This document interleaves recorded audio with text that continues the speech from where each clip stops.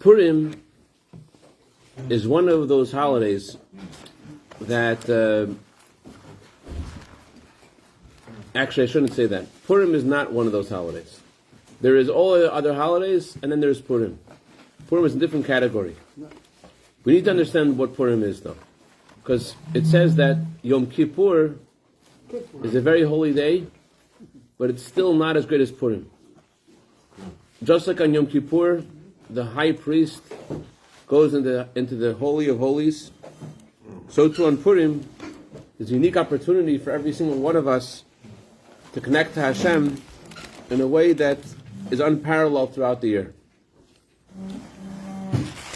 And it's a time when we can achieve all kinds of blessings for ourselves, for our families, for the Jewish people, in a very unique way. It's very, very special. There's one of the most famous laws on Purim is that if someone opens their hand and asks for something on Purim, you have to give them.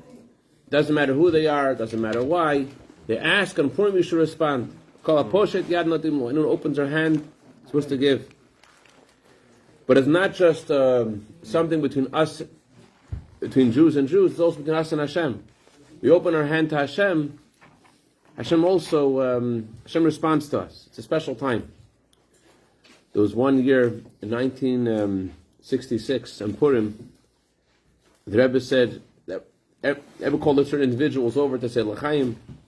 And all of a sudden, the Rebbe announced, anyone who opens their hand will be given from the Rebbe's hand, l'chaim. You can imagine all of a sudden, everyone, all of a sudden there was like a mountain around the Rebbe of people from all sides. And then the Rebbe gave everyone, and then the Rebbe continued and he went outside. And the Rebbe went to his car, and one guy leaned over the Rebbe's car to get a l'chaim. And the Rebbe smiled and the Rebbe gave him. That smile was an encouragement for the hundreds of people that also wanted to get another l'chaim. And they all jumped on top of the car, and all the four tires of the Rebbe's car flattened. The whole car itself went like this. It was the car went in, the roof of the car. But so we know when there's an opportunity, right? We know how to reach out. We know that Hashem opens the door. But it's possible to know that Hashem opens the door, but not know what Hashem is giving us. So we have to talk tonight. It's very good. We're getting together tonight to know what Hashem is giving us on this day, and how to connect to it, because it doesn't seem to fit into what Judaism really is about. Judaism, Torah, is all about control. It's about doing the right thing. It's about letting your mind control your heart. It's about doing the right actions and turning away from the wrong actions. That seems to be a very central theme in Torah. Turn away from evil and do good. Use your mind. And here the Torah seems to go away from this. It says just and Purim, be happy, celebrate. People wear costumes. People say l'chaim. It seems like it's a day when everything's free. Just do whatever you want. It seems like a meaningless kind of day. It seems meaningless. Just do whatever you want. It's Purim. Doesn't matter. But the truth is that Purim is the most meaningful day of the year, even more meaningful than Yom Kippur. So you have to understand exactly what it is, and they'll be able to really connect to it and absorb it and bring the salvation and blessing that it really has. There's even, just to underscore how special this is, there's even a halacha. Usually, there's a rule in the Talmud: Adamu la'elam. A person always should consider responsible for their actions. Doesn't matter even if you're sleeping, you're still responsible. However, it says if someone's celebrating on Purim and accidentally knock into somebody by accident, different. I'm not saying the details, but there's certain situations the whole year you're going to be held responsible. But on Purim's exception, you're not responsible. You're exempt.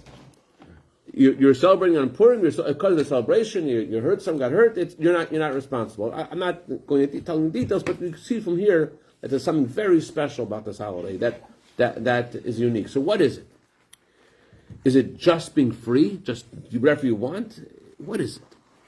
So to understand this, let's go back to the story of Purim.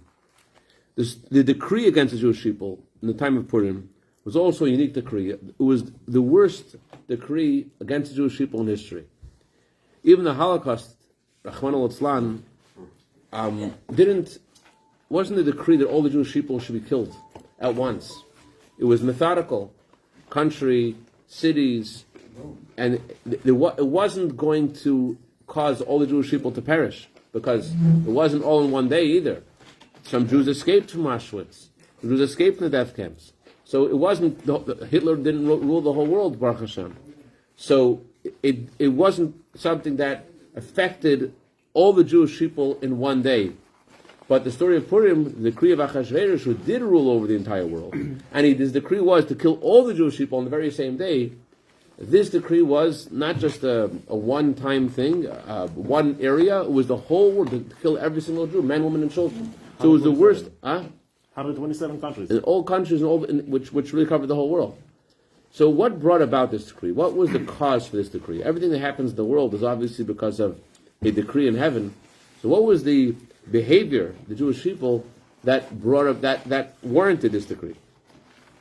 So Gemara says two reasons. One reason the Gemara says is the students of Rabbi Shimon Yochai asked Rabbi Shimon Yochai, and he told them was because they ate from the meal of Achashverosh. What's the big deal? They ate from the meal of Achashverosh. The meal was actually kosher. It says the meal was made kertzein ish ve'ish, was made according to the will of Mordechai. So it had the hechsher, it had the kosher seal of approval of Mordechai. So it wasn't a non-kosher meal. What's the big deal? So one explanation is that at this meal, the royal garments were exchanged for the garments of the high priest. The royal vessels were exchanged for the vessels of the temple, the Beis Hamikdash. So the Jewish people who had a few years before witnessed the destruction of the temple were now at a meal where the sacred artifacts of the Beis Hamikdash were being defiled in public by the king and the queen and everyone assembled. They're taking the vessels of the Beis Hamikdash and they're using this for this wild party that Achashverosh made. There's also a deeper meaning. If you look carefully in the Talmud says they enjoyed the meal of that wicked man. It wasn't that they ate the meal. It was that they enjoyed the meal. The Jewish people like a sheep among 70 wolves. The fact that we still exist is not natural.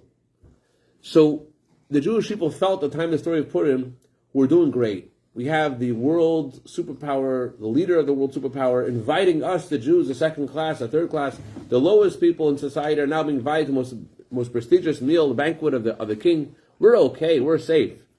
So because we trusted in Achashverosh, because we trusted in a human king, so the Maimonides says when a person trusts in something other than Hashem, he sort of removes the God's protection. He sort of removes divine providence. There is still divine providence, but divine providence becomes hidden when a person trusts in nature, trusts in some natural thing other than Hashem. Hashem, so to speak, leaves us open to coincidence based upon our trust in coincidence, our trust in whatever factor it is that is giving us security. So it wasn't that we were punished, more as that we were just naturally not able to exist. We never were.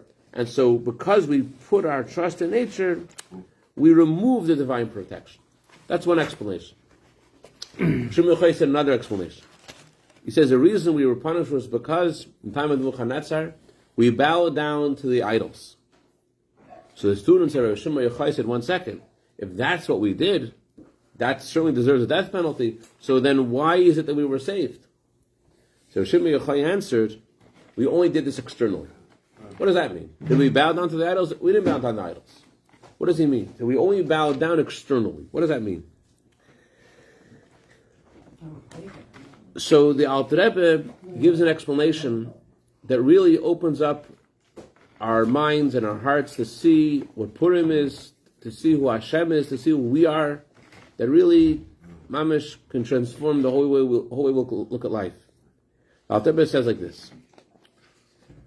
It was on the 13th of Nisan, when the decree was signed and sealed, that the Jewish people should be annihilated. But the decree was not for the 13th of Nisan on that day. The decree was almost a year later, that the Jewish people should be killed, God forbid, on the 13th day of Adar. So imagine living with that decree looming over your head. Imagine eating, drinking, sleeping, living, while you know that in a few months, there's going to be annihilation of all the Jewish people, not just of your family, God forbid, not just of your parents and your brothers and sisters, but of all the Jewish people. Imagine how that would feel like, living with the knowledge that all the Jewish people are going to end. The Jewish people are going to end in a few months, God forbid. So there was a really easy way to opt out of the decree, to say you should escape the decree. Anybody know the way to get out of the decree? Prayer. Huh? Prayer. They all for sure prayed, but what was a natural way to be exempt from the decree of Haman? Just say you're not Jewish. Say you're not Jewish. Oh. Say I'm not Jewish. I'm not Jewish anymore. I'm not part of these people. I want to join. I don't believe in Hashem, and I'm not part of this. I don't believe in this. This is not for me. They thought I was Jewish. They think me Jewish. That's the most like Jewish thing you could say. Bow down. Why isn't bowing down the same as lying about being Jewish? It's included. It's included. It's included. I'm not Jewish, and therefore I could bow down to idols, and I don't need to keep the Jewish religion. It's a part of it. But it's not only bowing down to an idol. It's just merely saying that I don't belong to these people. It's not me. And yet the Jewish people didn't do that. Not just the Jewish people didn't do it. Not one Jew didn't do it. Not one Jew decided, okay, I'm not Jewish. I'm out. And not only was there not a single Jew who relinquished his Jewishness, the Alter Rebbe says, not one Jew even thought for a moment to let go. The Alter Rebbe says, even for a moment, no one it never entered the mind of a single Jew for almost an entire year to let go of their Jewishness. Not one person thought, hey, this would be an easy way out. And why is that? It tells us a lot about what a Jew is. Until this point, the story of Purim, the Jewish people weren't called Yehudim. Throughout the Megillah, we're given a new title. What's the title we're given? Yehudim. What does Yehudim mean? The Gemara says anyone who acknowledges Hashem is called a Yehudi. So, what became exposed and revealed in the story of Purim, and is a source for the celebration of Purim, beyond all limits and boundaries, is that our connection to Hashem isn't the rational one. That's what the story of Purim really revealed. It revealed that the bond of a Jew to Hashem is not limited to logic. And that's why the joy of Purim is also not a joy that has a definition, that's limited, that's just in a certain way. It also explains the idea of the masks and the costumes that we wear on Purim. This is what Rabbi Shimon Yochai meant when he said we bow down to idols, we only did it externally. Shimon Yochai was saying that although we bow down to idols, but that's not who we are. We did bow down to the idols in the time of the Nebuchadnezzar. But the story of Purim revealed that this isn't who we are. There was a guy who unfortunately lost his whole family in the Holocaust.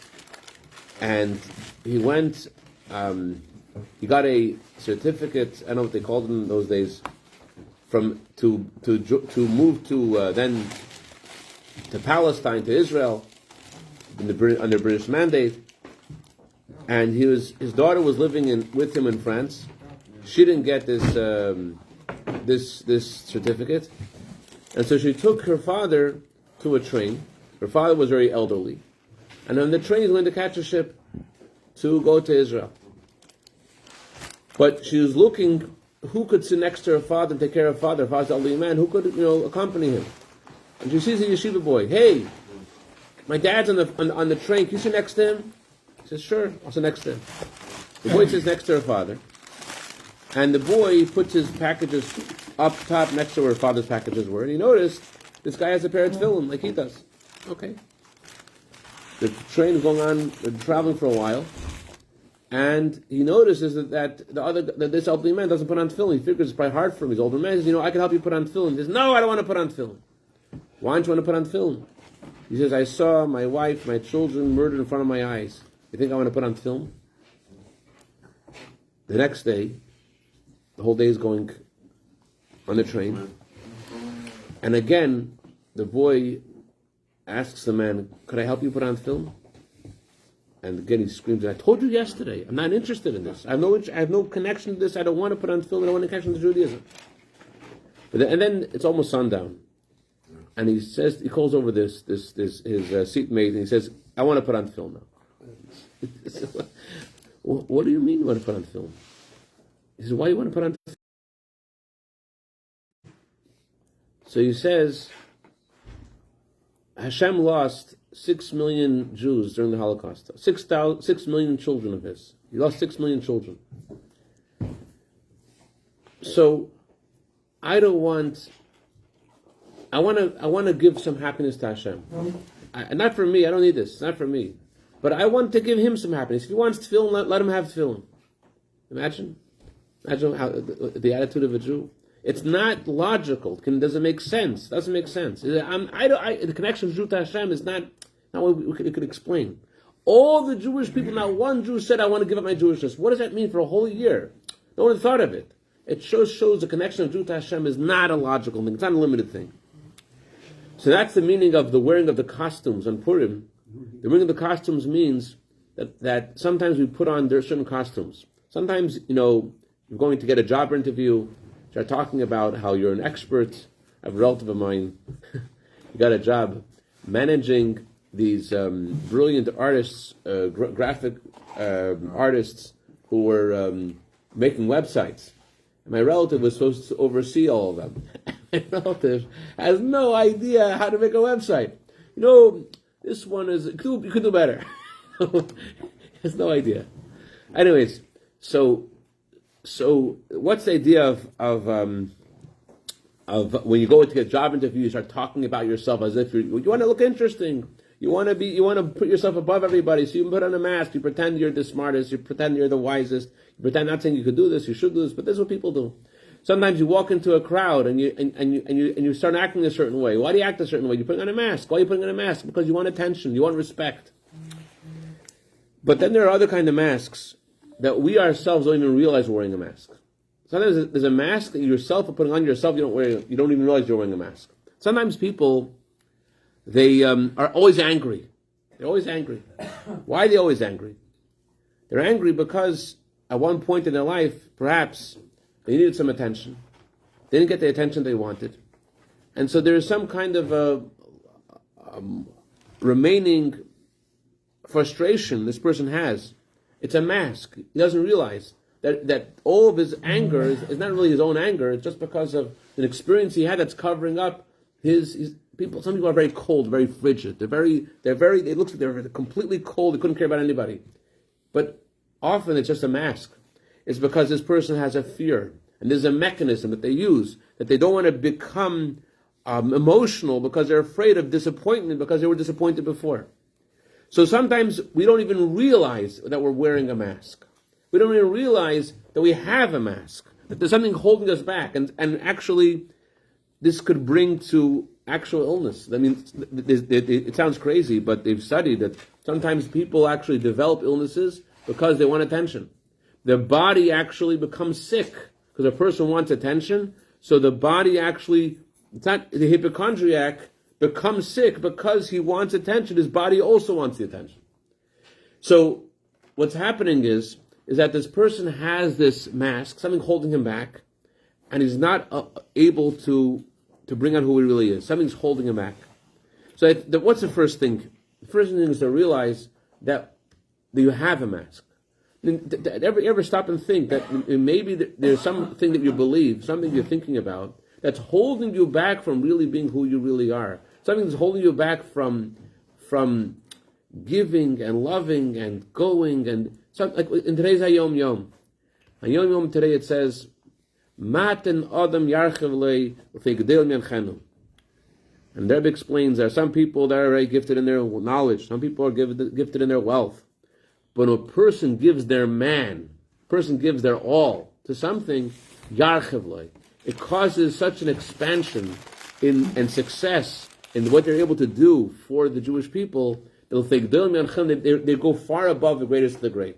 Mat and Adam, you give your man. But something can hold you back from giving your man. Something you don't want to give of yourself because of some kind. Maybe you failed one time, disappointed one time. So the first thing is to realize, am I wearing a mask? Am I able to look at myself in the mirror and to really know who I really am and to be who I really am? Or is there some kind of mask that I'm putting on myself that I myself don't even realize that I'm holding myself back? And a lot of people, just thinking about this, they're born again. They're born a new people. They throw away all of their victimhood and all those things, and they're able to breathe a different air. It's a real thing. That's why, in the notice of the Megillah, Story of the Megillah begins with Achashverosh calling over Vashti and asking Vashti to parade around all of his guests naked. And what does she say? I'm not doing it. I'm not doing this. And she yells at him and she insults him. And the Talmud explains why she refused. It wasn't that she was a Beis Yaakov girl and she was so modest. It wasn't that. Why was she so against it? So Talmud says because an angel came and made her look ugly. She had a tail. Whatever explanation there is, doesn't answer the question. She could just say, I had a bad hair day today. It's not a good day. I don't want to come today. But she doesn't do that. Why not? So there's more to the story. Chassidic masters explain that Achashverosh, the words Achashverosh, the name of the king, is actually a hint to Hashem. Achashverosh is made up of two words. Achashverosh, the king, is made up of the word beginning and the word end. Hashem is the first, Hashem is the last, Hashem is forever. Vashti represents evil. Klippa. What's the Hebrew word for klippa, for evil? Klippa means a cover, a shell, something that hides something. What is evil? Evil is something which hides, which conceals. Very, very simple thing. Go over to Vitali. Say, Vitali, what did you do today? Vitali would tell me, you know, I did today, Rabbi. I went and I helped somebody and I davened and I learned and I give tzedakah. And that's what I'm into today. That's what I did. If I call Yankel up, and Yankel is in the middle of about to doing something he's not proud of. Yankel's about to make a big mistake. I say, Yankel, what's going on in your heart, my dear brother Yankel? What's Yankel going to do? You know what he's going to do? Yankel's about to do something he knows is wrong. And I'm calling him up, and we're good friends. You know what Yankel's going to do? You don't know? He's going to hang up. He's not going to. He won't take the call. I'll be like the adjuster calling you up when after you've been in an accident with somebody. Hi, you involved? Remember the accident on February 3rd at 2 o'clock? You don't want to talk to them. Why don't you want to talk? You don't want to talk because you don't want to talk to this guy because you want your desire to do the wrong thing makes you want to hide yourself. You're not proud of this mistake. You're not proud of a mistake. You're not, because that's not you. Evil lurks in the dark. Evil lurks in the dark. What fosters evil? Being alone, being away. You're not proud of the things that you know are wrong. You're a Jew, you're an neshama, you're a soul, you're precious to Hashem. So what allows you to make a mistake? It's you're hiding who you are. You're ignoring who you are. You're ignoring who you are inside. That's what makes you make mistakes. You ignore who you are. So Achashverosh says to Vashti, I want to see you evil without all your masks. I want to expose who you really are. What is Vashti? What is evil without masks? Doesn't exist. Evil is masks. Klippa is a mask. Klippa is a concealment. There's no such thing as evil without masks. Evil is a mask. That's what you can't come to Achashverosh without masks. Because evil is a mask. Evil is a cover-up. That's what Shimon Yochai said. The Jewish people served idols. It was external. It was a cover-up of who they are. So the first thing is you have to realize is that we have a cover-up. That inside of us we have something really beautiful. We have a neshama. As the Baal Shem Tov taught. Let me tell you what the Baal Shem Tov taught. But before I do, I want to tell you what there were in the temple. In the temple, the Holy of Holies, where the high priest goes on Yom Kippur, where every Jew goes on Purim, there was these two images. On Purim they go to the Holy of Holies? On Purim, every Jew goes to the Holy of Holies. Actually, the Rebbe said Mashiach will come, we'll all go to the Holy of Holies, Mashiach is coming. But, I mean spiritually, we go to the Holy of Holies like the Kohen Gadol. But even physically, Mashiach comes, we're all going to go. So when you go to the Holy of Holies, what's inside the Holy of Holies? There's the Ark. On top of the Ark, there are these two statues. Two golden statues. The figure of a little boy and a little girl. The Kruvim. Why little boy, why little girl? We could think about ourselves that we're dirty. We made mistakes. We're ungepatchkit. We're not the way we're supposed to be because of our mistakes. We're stuck already. So the idea of the Kruvim is little boy, little girl, is that the little boy, little girl, you love them even when they're dirty. Doesn't matter if they get dirty. They're kids. They don't care. I shouldn't say this story, but I'll say it anyways. It's almost Purim. When I was little, and my mom was changing my diaper, I said, Mom made a face like, right? And I'm like, but it's for me. It's for me. That's the way Hashem looks at us. Hashem looks at us that way. That doesn't matter that we smell, that we did this thing that makes us smell bad, that thing that makes us smell bad. We're His precious children. Doesn't matter. That's the idea of the words Megillas Esther. Zalman, you know what the scroll is called? The scroll of Esther? Yeah. What? It's a contradiction, Zalman. What does Esther mean? Hidden. What does Megillah mean? Reveal. What's Megillas Esther mean? Revealing the hidden. On Purim, Hashem gives us the ability to reveal who we are and what we are, to take away all of our masks from who we are, to put away all the things that stop us. It says in the Gemara, where does it say Esther in the Torah? What's the answer, Zalman? Where's Esther in the Torah? I will surely hide my face from you. Haster, Aster, Ponim, I will surely hide my face from you. That's what it says in the Torah. What? To the Jewish people, Hashem said, on that day, I will hide my face from you. So, what does mean Hashem will hide His face? There is a time Hashem hides His face. The word world in Hebrew means concealment. The world conceals godliness. Although Hashem governs every single detail in creation, as Baal Shem Tov taught, even a leaf blown in the wind is by Hashem's hand for a purpose, for a divine purpose, and that is connected to the purpose of the whole creation. But there's a concealment. The word world means concealment. But concealment can be in a way that you don't even know it's a concealment. Just like in ourselves, we could hide ourselves, not even know we're hiding ourselves. We could think this is who we are, and not realize that we're putting on a shell, that we're not letting us be ourselves. So what happened on Purim was that just like we took off our masks and we revealed who we were and what we are, so to Hashem took off His mask also. Hashem stopped hiding Himself in nature. Hashem exposed His love for the Jewish people and rescued us. The Baal Shem Tov, I mentioned quote the Baal Shem Tov before, the Baal Shem Tov said that every Jew to Hashem is like a child born to parents in their old age, and even more precious.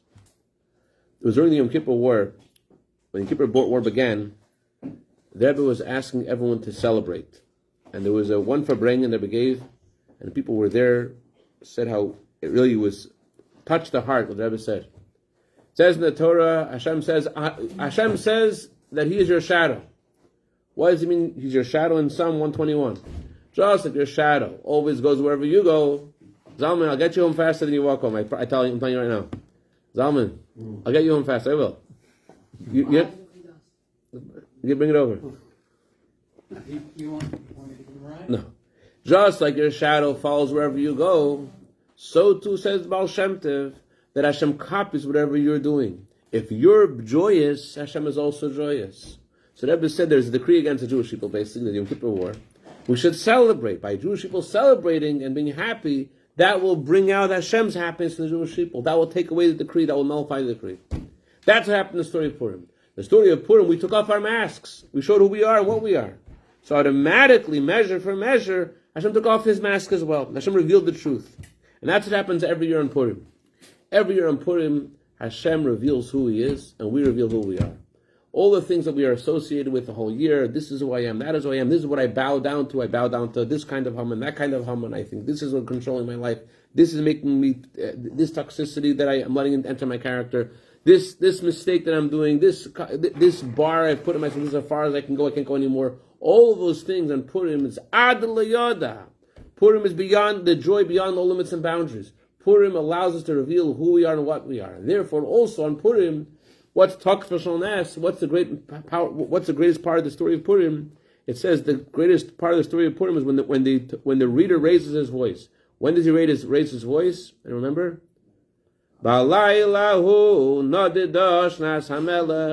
night, the king's sleep was disturbed. Who's the king's sleep that was disturbed? The king's sleep refers to the king of the world, Hashem. And when we woke up from our sleep and we revealed who we were, and we didn't let go of Hashem, although there was a decree looming over our heads, Hashem also, so to speak, He also woke up from his sleep. Hashem revealed also who He is. We don't need to go too far to see Hashem's hand.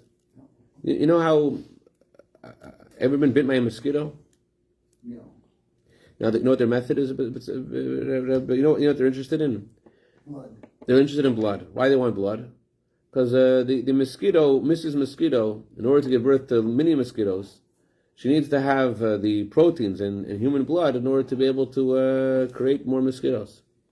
You know what she does before, but she's trying to get blood. Beings were created? It's a little bit dangerous the way the mosquito does this, because the mosquito knows if she bites you, you're going to kill her. So what does she do? Before she bites you know what she does? She puts in a anesthesia. Before she bites, a little bit of anesthesia. Before anesthesia, who's thinking anesthesia? The anesthesia was only invented, more recently, a century ago, something like that.